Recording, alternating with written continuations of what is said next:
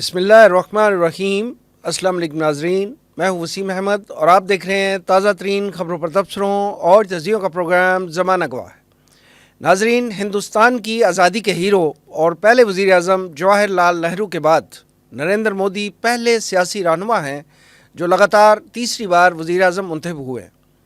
اگرچہ B J پی اب کی بار 400 پار کے نعرے اور وعدے کے مطابق بھاری اکثریت حاصل کرنے میں تو ناکام رہی ہے، بلکہ اگر یوں کہا جائے کہ بھارت میں بی جے پی کا 10 سالہ اکثریتی اقتدار ختم ہو گیا ہے تو بے جانا ہوگا۔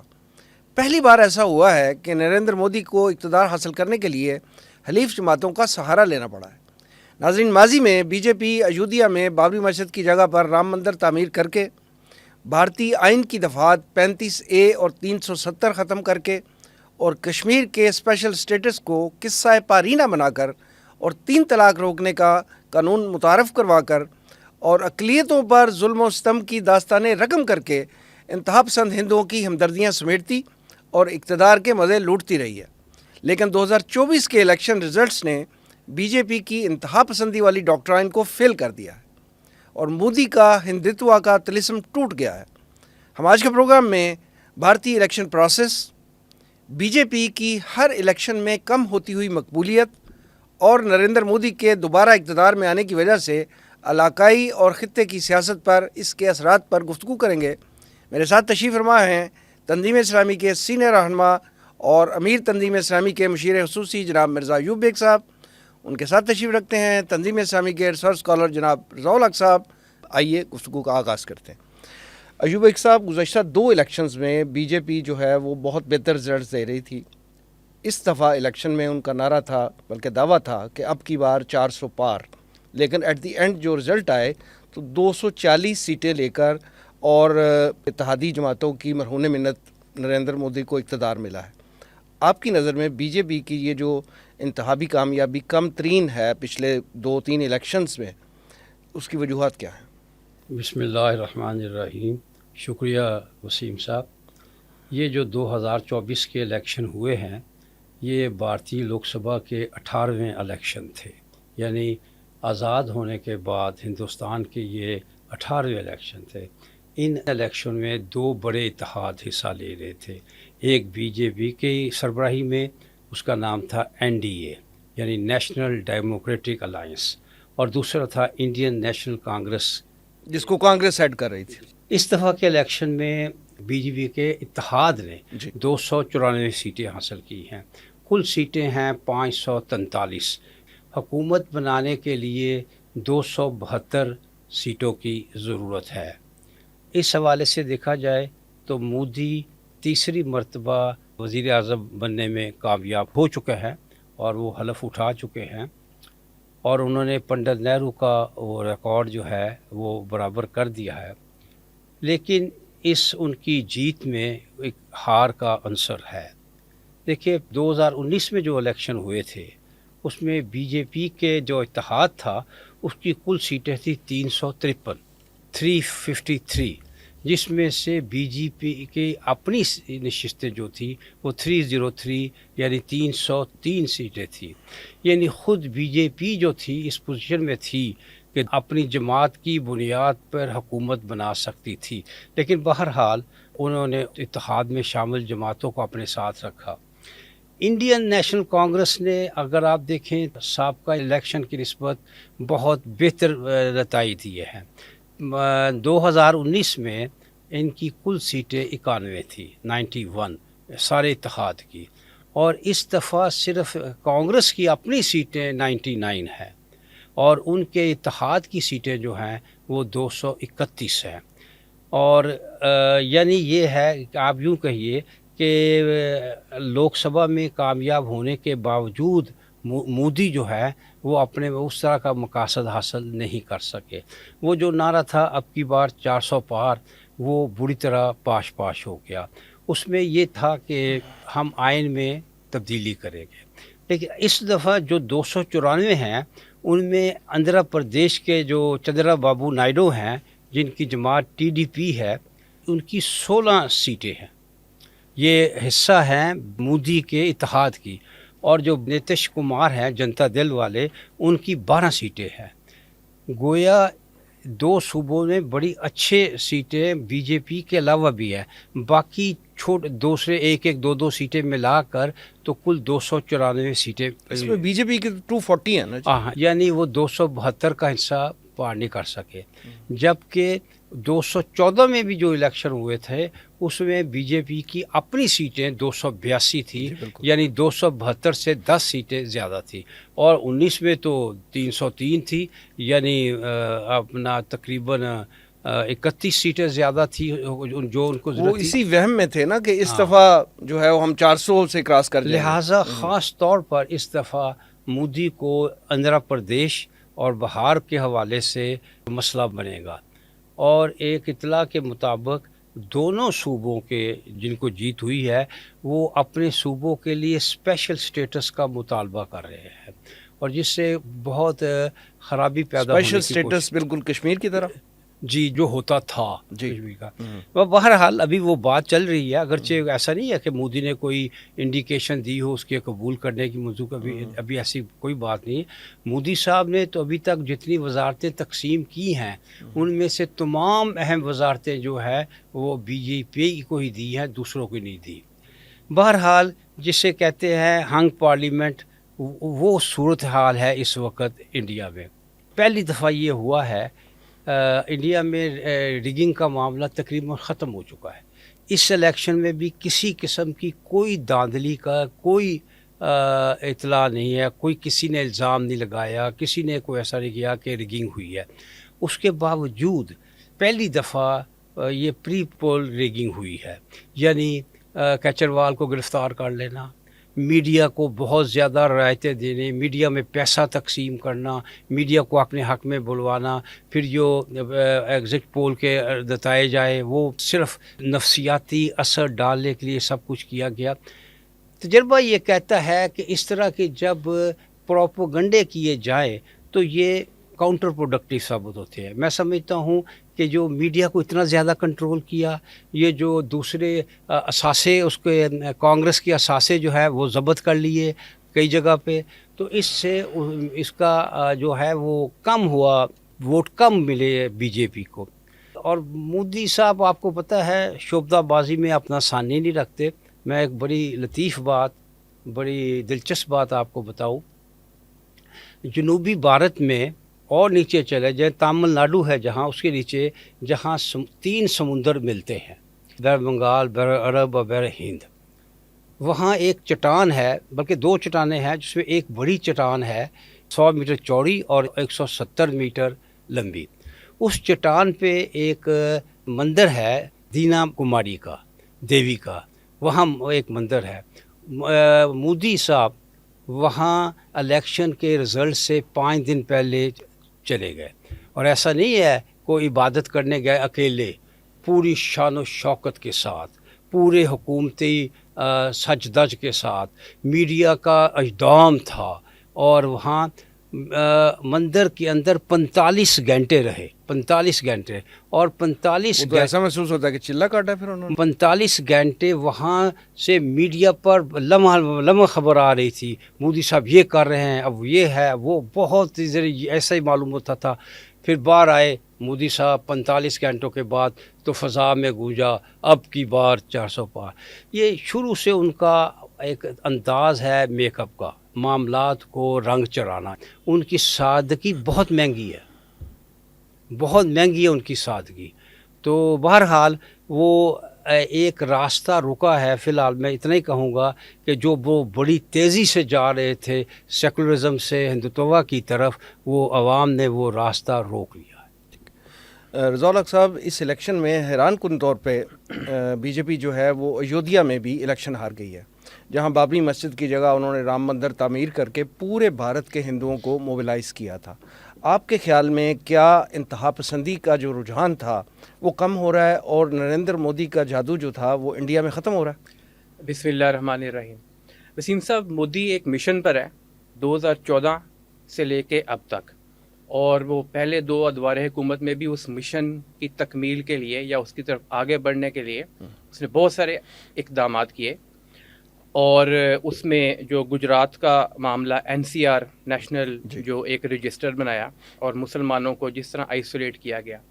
پھر 5 اگست 2019 میں کشمیر کا جو معاملہ، اس کا جو اسپیشل سٹیٹس تھا اس کو ختم کر دینا اور اس کو ضم کر لینا. آئین کی دفعات 35A اور 370 وہ دونوں ختم کر دینا.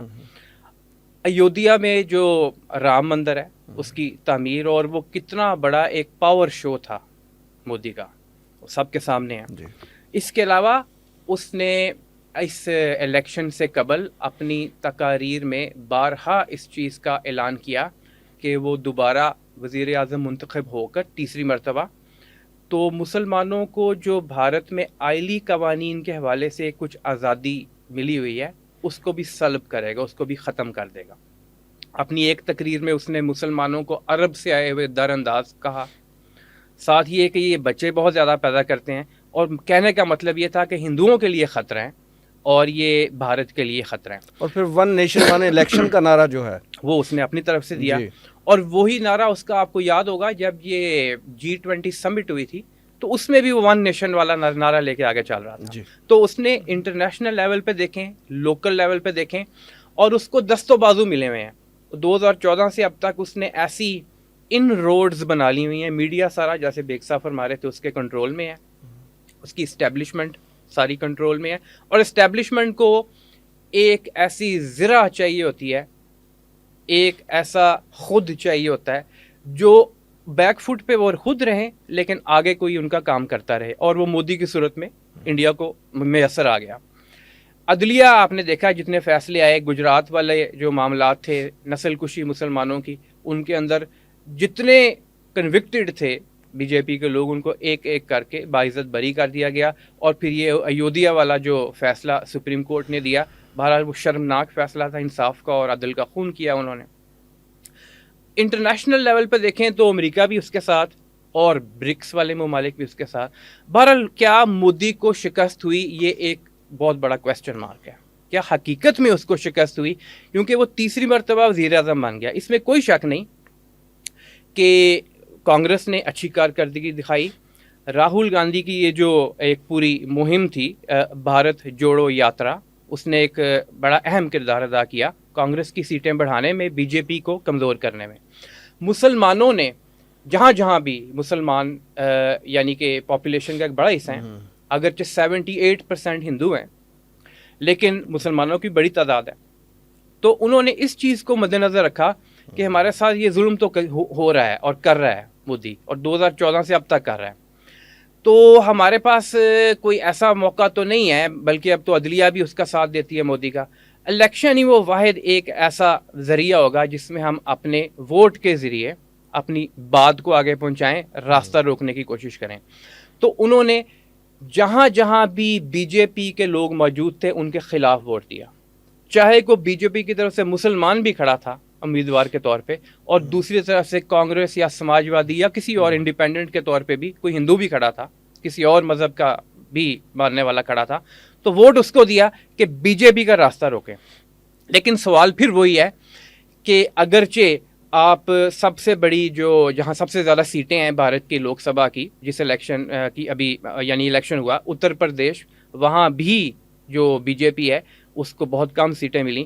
مہاراشٹرا، رائے بریلی، کیرالہ، راجستھان، یہ عمومی طور پہ پچھلے 2 الیکشنز میں سٹرانگ ہولڈ رہا ہے بی جے پی کا، تو وہاں پہ ان کو ایک طرح سے یوں کہیں کہ شکست ہوئی، سیٹ بیک ہوا. درو راٹھی جو کہ یوٹیوبر ہے، اس کے تقریباً 22 ملین فالوورز ہیں، اس نے ایک بہت بڑا رول پلے کیا عوامی سطح پہ ایک آواز بلند کر کے. لیکن سوال پھر دوبارہ وہی آتا ہے، کیا مودی اپنا وہ مشن چھوڑ دے گا؟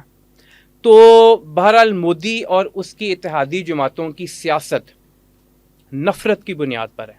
ان کو پتہ ہے ہمارا اصل کانسٹیچوئنٹ ووٹر انتہا پسند ہندو ہے.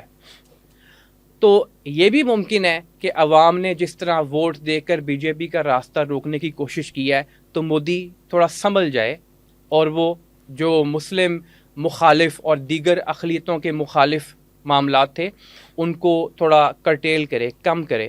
لیکن یہ بھی ممکن ہے کہ وہ کہے کہ یہ جو مجھے میرا ووٹ بینک ہاتھ سے نکلا ہے اس کو حاصل کرنے کے لیے میں مزید اقدامات کروں. اور ایودھیا میں شکست کی دو بنیادی وجوہات تھیں.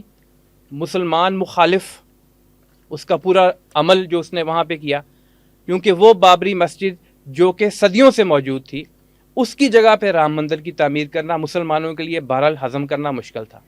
دوسرا، جب آپ وہاں پہ ایک انتہا پسند ہندوؤں کا علاقہ بنا دیتے ہیں اور خاص طور پہ انہی کے لیے وہ پورا ڈرامہ سجایا گیا تھا، تو عام سیکولر، عام چھوٹی کاسٹ کا ہندو، دلت، انہوں نے بھی یہ محسوس کیا کہ اگر اب راستہ نہیں روکا تو پھر مودی جو ہے وہ چڑھ دوڑے گا ہمارے اوپر. تو بہرحال یہ وہ وجوہات تھیں جن کی بنیاد پر میرے نزدیک جو ایودھیا ہے وہاں پہ مودی کو فتح حاصل نہیں ہو سکی، وہاں پہ شکست ہوئی. لیکن کیا مودی اپنا رویہ بدلے گا؟ اگر وہ بدلتا ہے تو شاید کچھ دیر کے لیے بھارت کو جو اس کے پہلے دو ادوار میں نقصان پہنچا ہے، لوگ کہتے ہیں فائدہ، لیکن اس کو نقصان پہنچتا رہا ہے، وہ شاید تھوڑا رک جائے. اگر وہ نہیں بدلتا، ابھی بھی وہ اس کو اس طرح سے لیتا ہے اپنی شکست کو کہ اب مجھے اپنی گراؤنڈ دوبارہ گین کرنی ہے، تو وہ پھر اسی راستے میں چل پڑے گا پسندی کی طرف اور آگے بڑھنے یہ بھی خدشہ ہے. جو بیگ صاحب یہ بتائیے گا کہ نریندر مودی جو ہیں وہ بھارت کے جو پہلے وزیر اعظم تھے جواہر لال نہرو، ان کا ریکارڈ برابر کرتے ہوئے تیسری دفعہ وزیر اعظم تو بن گئے. آپ کیا سمجھتے ہیں کہ ان کو یہ جو کمزور مینڈیٹ ملا ہے، یہ انتہا پسندی کی طرف جو بی جے پی کا رجحان ہے اس کو کوئی بریک لگائے گا؟ ضیاء صاحب تو یہ کہہ رہے ہیں کہ جناب وہ ریویو کرے گا اپنی پالیسی اور دیکھے گا کہ میں کیا انتہا پسندی کو مزید آگے بڑھا کر اپنی پوزیشن گین کروں، یا آپ کی نظر میں انتہا پسندی کو بریک لگے گی؟ کیا تجزیہ آپ کا؟ وسیم صاحب، میں سمجھتا ہوں کہ ایک بات کا اعتراف کرنا چاہیے کہ ان الیکشنوں میں بھارت میں جمہوریت فتح یاب ہوئی ہے، اس لیے کہ مودی فسطائیت کی راستے پر چل پڑا تھا. مودی بھارت کا ہٹلر بنتا جا رہا تھا، مودی جمہوریت کو کچلتا چلا جا رہا تھا.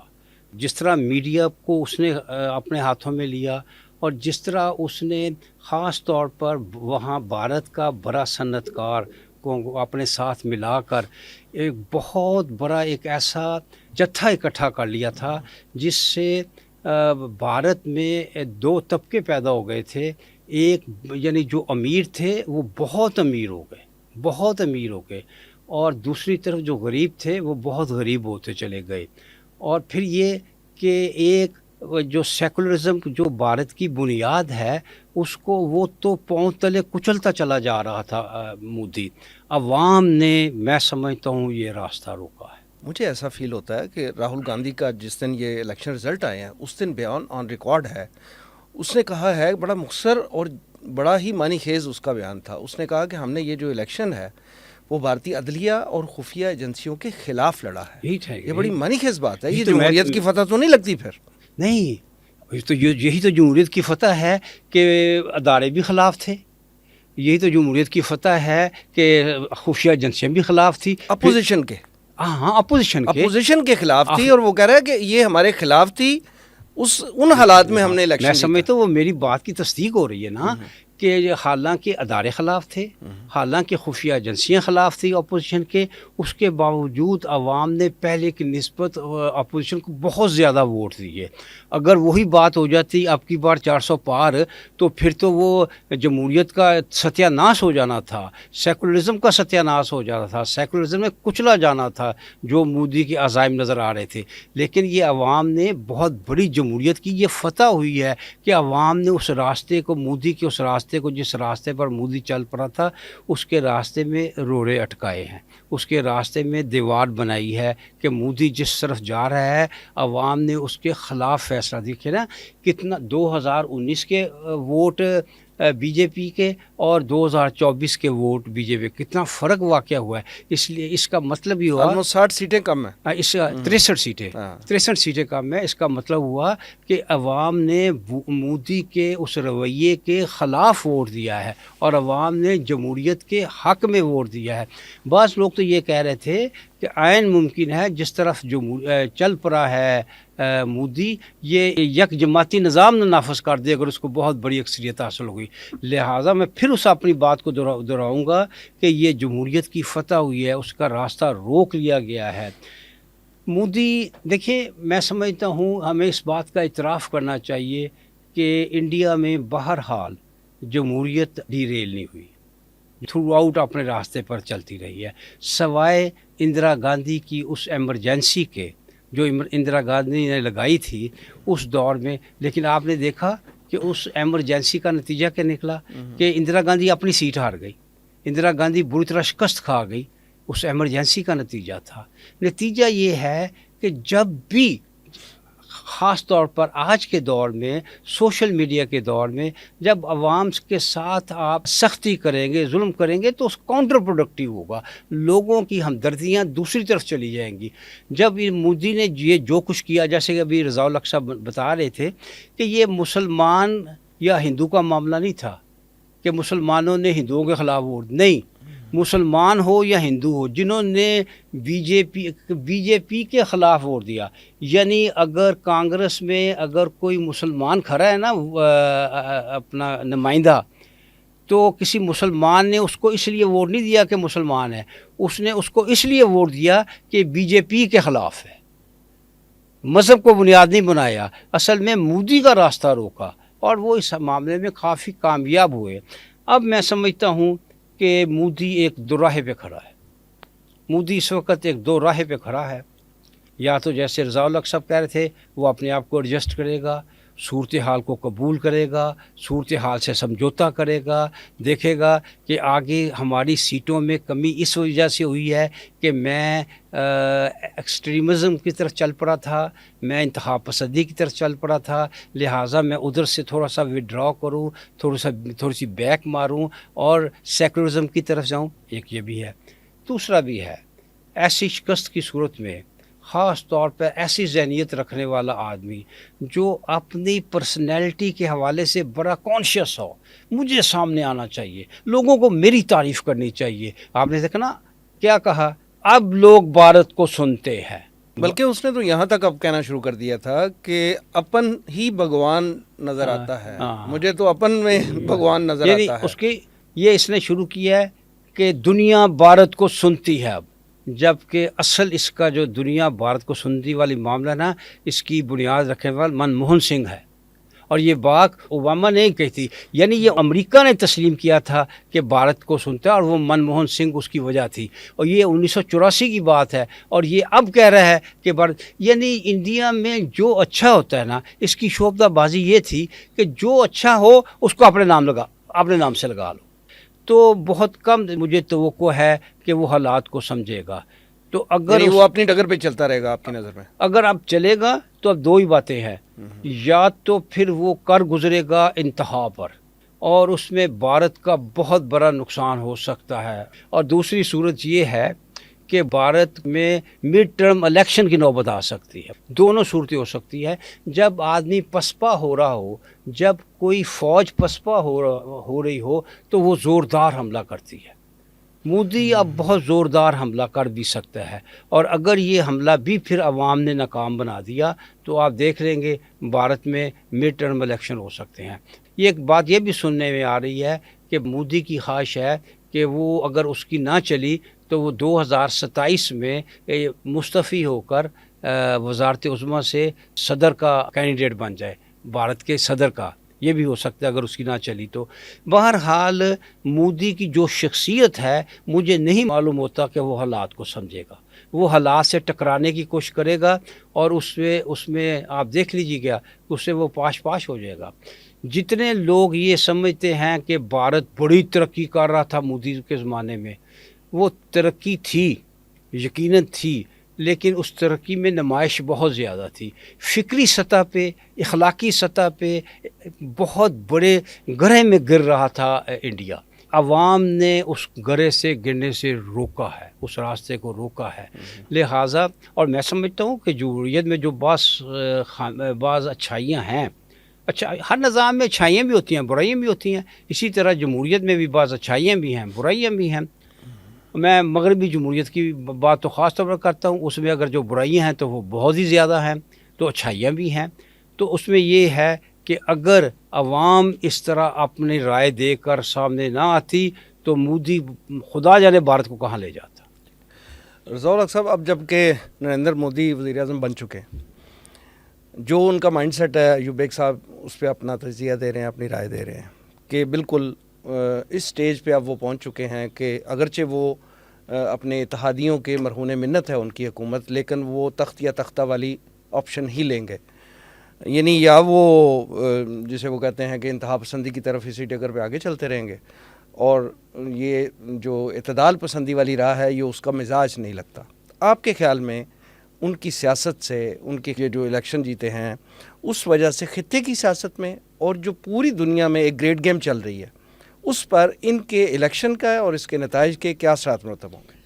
جی وسیم صاحب، میرے خیال میں امریکہ، مغربی یورپ، اسرائیل یہ انتہائی خوش ہوں گے کہ مودی وزیر اعظم بن گیا۔ ان کے لیے اس وقت سوٹیبل مودی سے زیادہ ہے ہی کوئی نہیں، ٹھیک ہے، کہ بھئی انڈیا کا وزیر اعظم ہو۔ جی امریکہ اچھا، خاص طور پہ یہ کہ اگر کمزور حکومت ہے، اور کمزور حکومت میں رہتے ہوئے، کیونکہ بہرحال ایک کولیشن گورنمنٹ ہے جس کا وہ حصہ ہے، اور کولیشن بھی ایسی کہ وہ جو جتنی سیٹیں ریکوائرڈ ہیں اس سے کافی کم ہیں، 240 ہیں ٹوٹل سیٹیں بی جے پی کے پاس اپنی۔ تو ایسی صورتحال میں باہر کے ممالک اور بڑے ممالک کچھ پریشر بھی زیادہ ڈالنے کی پوزیشن میں ہوتے ہیں کہ ہمارا یہ کام کرو اور ہمارا یہ کام کرو۔ خیر پاکستان کے ساتھ تو اکثر ہی یہ ہوتا ہے، ہمارے سامنے ہے، لیکن انڈیا کے لیے بھی ایک یہ مشکل آ سکتی ہے۔ لیکن امریکہ کے مستقبل کے جتنے منصوبے ہیں، اسرائیل کے مستقبل کے منصوبے، اور اب دکھائی دیتا ہے کہ بھارت کے فوجی باقاعدہ جا کر وہاں اسرائیل کے ساتھ اور اسرائیلی فوجیوں کے ساتھ مل کر غزہ کی بمباری میں شریک ہیں۔ بھارت سے اسلحہ بھی گیا، بارود بھی گیا، ڈرونز بھی گئے، یہ آن ریکارڈ ہے ساری چیزیں۔ مغربی یورپ کا بھی تقریباً اسی سے ملتا جلتا زیادہ تر ممالک ہے۔ برکس کا جو معاملہ ہے اس میں بہرحال بھارت ایک ممبر ہے باقاعدہ، اور روس اور چین کو بھی بھارت کی ضرورت ہے، تو وہ بھی اس کو اپنے ساتھ لے کر چلیں گے جہاں تک ممکن ہے۔ یعنی دنیا میں جو گریٹ گیم چل رہی ہے اس میں تو یہ فٹ بیٹھتے ہیں، یہ فٹ بیٹھتا ہے۔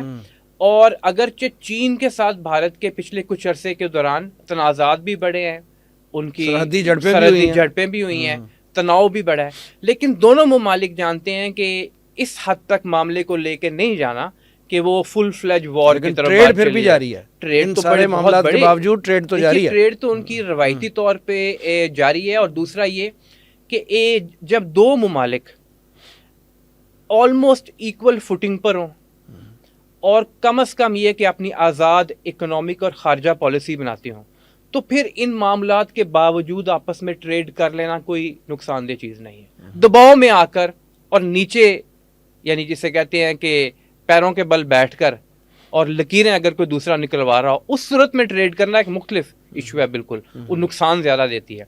اچھا، دوسرا یہ کہ جو مودی کے خاص طور پہ جو پچھلا دور حکومت ہے اس کے اینڈ پہ آ کر ہم نے دیکھا کہ اس کو استعمال کیا بہت زیادہ اندرونی طور پہ بھارتی انٹیلیجنس ایجنسیز نے بھی، سکھوں کے معاملے میں۔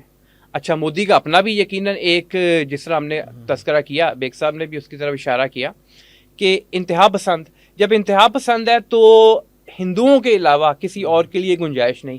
تو سکھوں کا جو قتل کیا گیا کینیڈا میں، امریکہ میں، دوسری جگہوں پہ، یہ بھی رپورٹ سامنے آئی کہ پاکستان میں بھی انہوں نے ایسے ایکشنز لیے، اپنے نزدیک جو ان کے ٹارگٹس تھے جسے وہ ہائی ویلیو کہتے ہیں، یہاں پہ اسیسینیشنز کروائی گئیں۔ تو ان معاملات کو بھی وہ جاری رکھے گا، چین سے بڑا پنگا نہیں لے گا۔ وہ جانتا ہے کہ بہرحال جو سرحدی جھڑپیں کچھ ہوئی بھی تھیں اس میں چین نے خاصا بڑا علاقہ لداخ میں انڈیا سے چھین لیا تھا، اور مودی نے کبھی نام نہیں لیا کہ چین نے یہ کیا، ہاں یہ کہتا رہا کہ ہمارے ساتھ یہ بھی ہوا، ہمارا علاقہ بھی چھینا گیا۔ تو گریٹ گیم میں اگر آپ دیکھیں تو بھارت کا رول بہرحال موجود ہے۔ اس وقت کی جو سچویشن ہے، جو گریٹ گیم کے پلیئرز ہیں، بڑے جو بھی کھلاڑی ہیں، وہ یقیناً انڈیا کو اہمیت بھی دیتے ہیں، اور انڈیا کے تو آپ دیکھیں کہ جو جتنی بڑی کمپنیز ہیں دنیا میں، ان کے سی ای اوز بھی اکثر انڈیا سے موجود ہیں، چاہے وہ گوگل کا ہو، چاہے مائکروسافٹ کا ہو، وہ انڈیا سے ہی اب وہاں پہ موجود ہیں۔ بہت سارے مقامات پر جو ہیڈز آف اسٹیٹ یا ان کے نیچے کے لوگ ہیں وہ بھی انڈین نیاد ہیں۔ تو انڈیا نے اپنی ایک طاقت تو بنائی ہوئی ہے، اور انڈیا کی جو گروتھ ہوئی ہے، جیسے بیگ صاحب فرما رہے تھے، اس میں ایک بہت بڑا ایلیمنٹ یہ ہے کہ دیگر ممالک، مثال پاکستان کی لے لیں، جو امریکہ ہے یا مغربی ممالک ہیں، وہ کبھی یہ نہیں چاہیں گے کہ پاکستان خوشحال ہو، حقیقی طور پہ پاکستان میں ترقی ہو۔ انڈیا کے معاملے میں وہ ہر طرح سے فیسیلیٹیٹ کریں گے، چاہے وہ نسل کشی کر رہا ہو.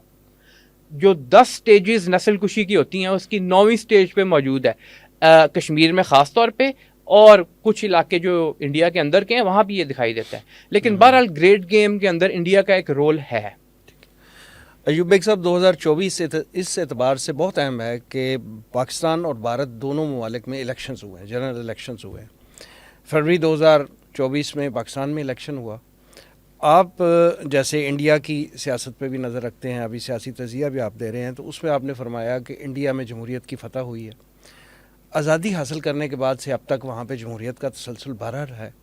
تو آپ یہ دونوں ممالک کے الیکشنز کو کس طرح کمپیئر کرتے ہیں؟ اور اگر کوئی اچھی بات انڈیا کے اس میں الیکشن پروسیس میں ہے تو ہم اس کو کس طرح جو ہے اپنے ملک میں لا سکتے ہیں؟ کیونکہ اچھی بات تو کسی کا بھی وہ نہیں ہے، کسی کی میراث تو نہیں ہے.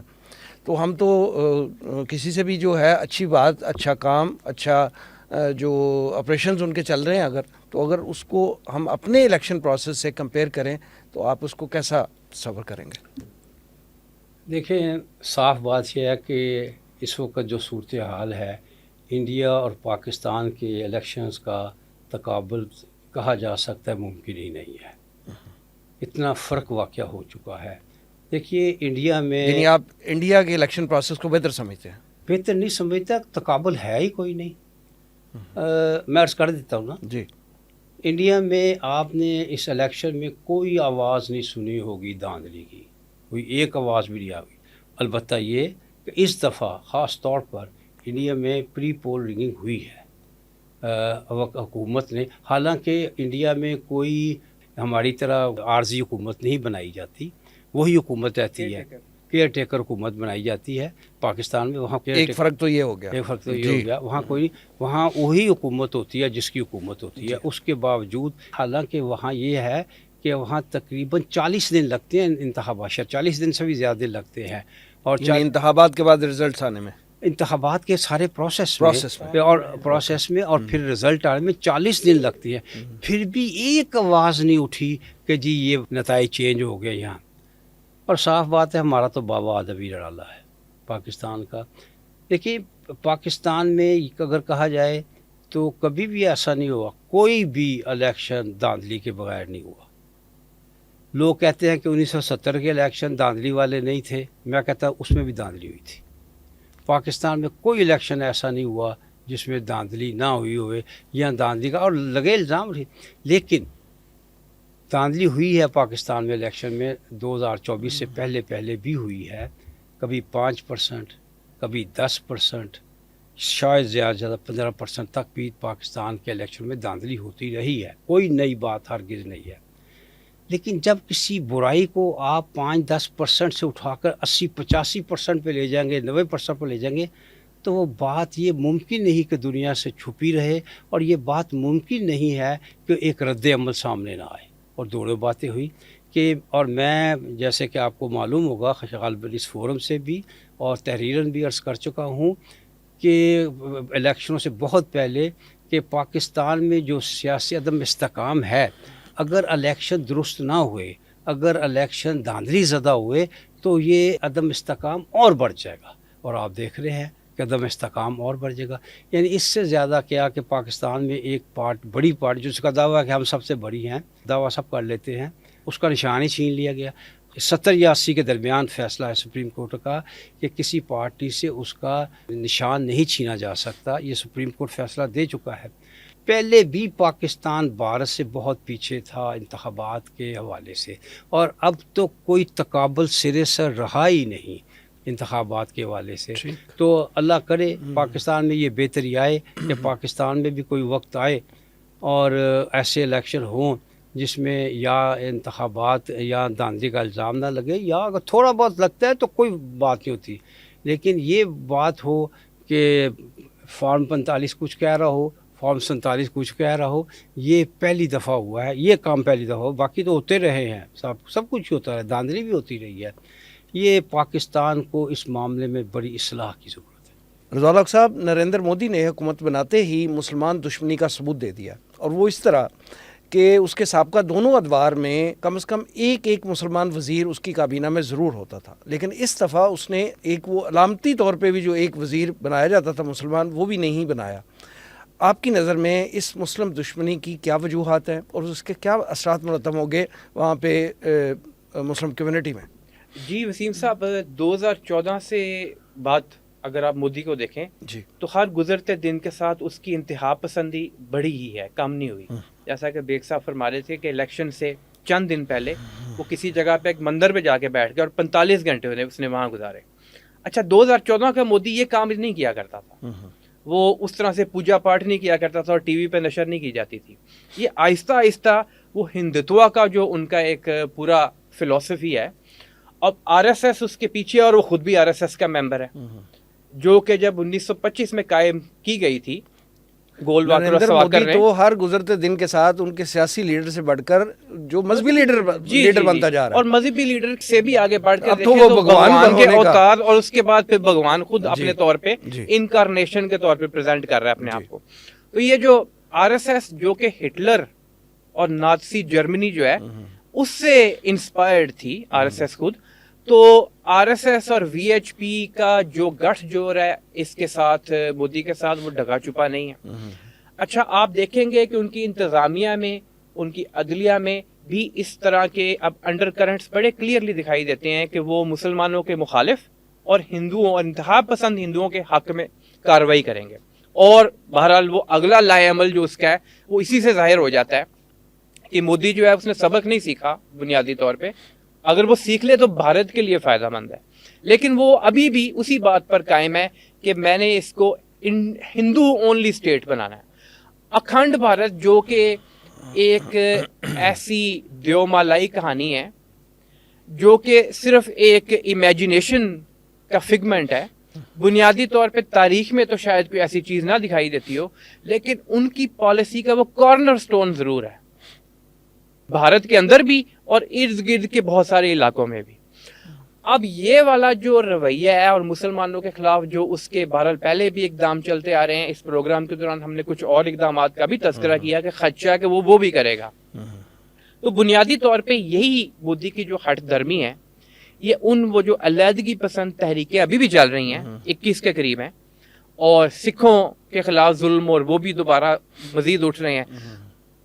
وہ کہتے ہیں کارنر ٹائیگرز، وہ جب کارنر کیا جائے گا نا کسی کو تو پھر وہ بہرحال جواب تو دیں گے۔